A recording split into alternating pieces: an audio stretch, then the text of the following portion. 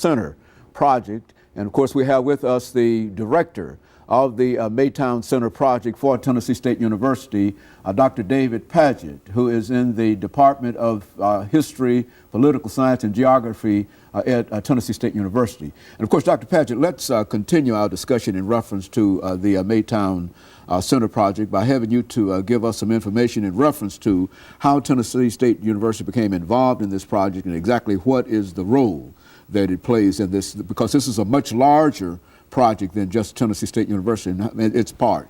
Yes, well, the project, the Maytown Center, is a mixed-use development that's planned for an area called Bells Bend, which actually is on the bend in the Cumberland River, about 3 miles west of Nashville, of Tennessee State University, actually.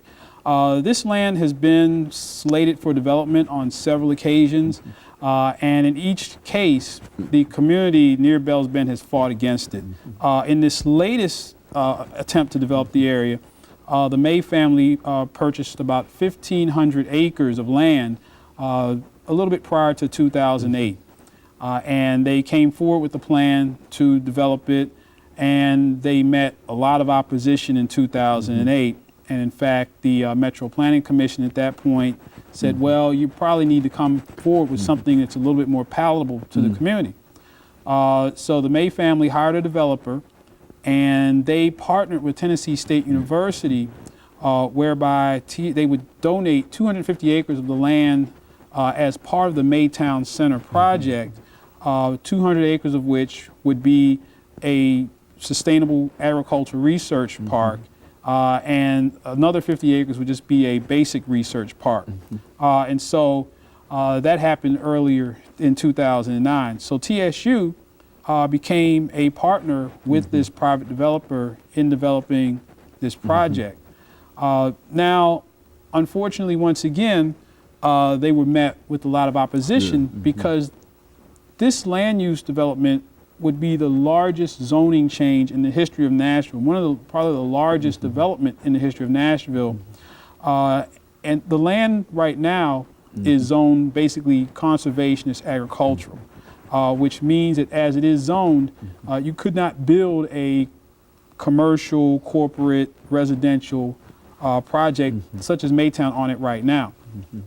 So that was the first thing that had to be done. So that's the council's position in terms of change. You have to change some laws in reference to that. Is that? Yeah, first they had to go to the Planning Commission. The Planning Commission first had to approve the zoning change, and then it would have to be voted upon by the Metro Council.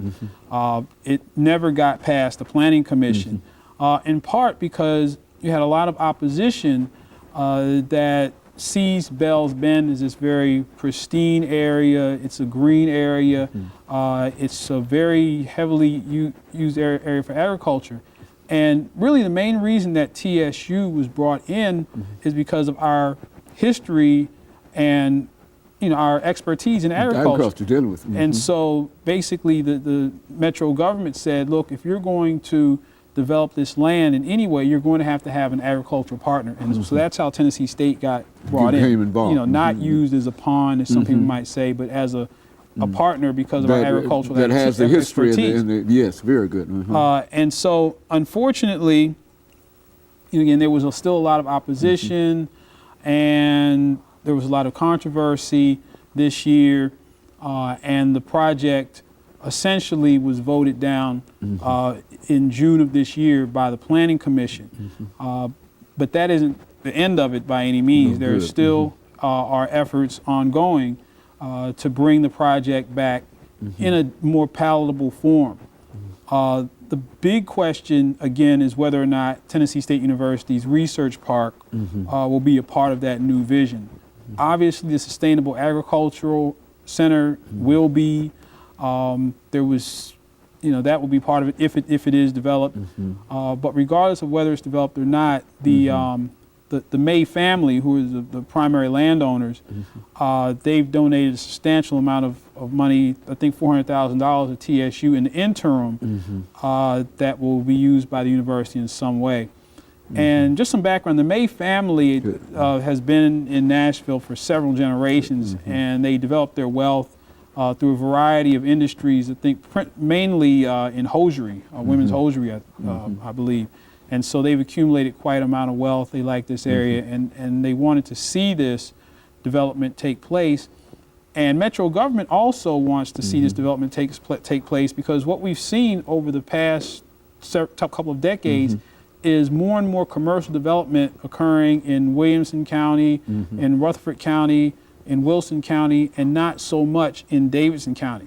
And so all those tax dollars are leaving, all those jobs, more importantly, are leaving Davidson County. And so this development is seen as a way of bringing some amount of corporate, commercial, and residential interest back into this community, and also jobs.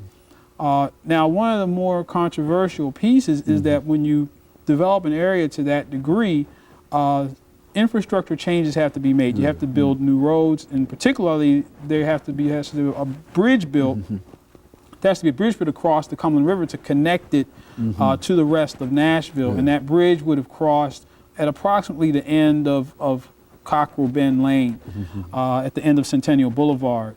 And so there's a lot of angst as to how much traffic that would bring. The city later on recommended there might need to be 2 bridges built to connect that property to the rest of Nashville. And so that brought out a lot of the opposition. And so what I'm looking at with this research is, what are the overall impacts, and how do we present a project like this involving a black college and a private entity that would really bring a lot of jobs to this community in a positive light? Because interestingly enough, not all the opposition came from the people who live out on Bell's Bend and the so-called green people. There is a significant portion of the African American community that was seemingly opposed, also thinking that TSU was being used as a puppet or a pawn. There was a period of time when people thought that the students who worked under my research project were being used to work for the developer.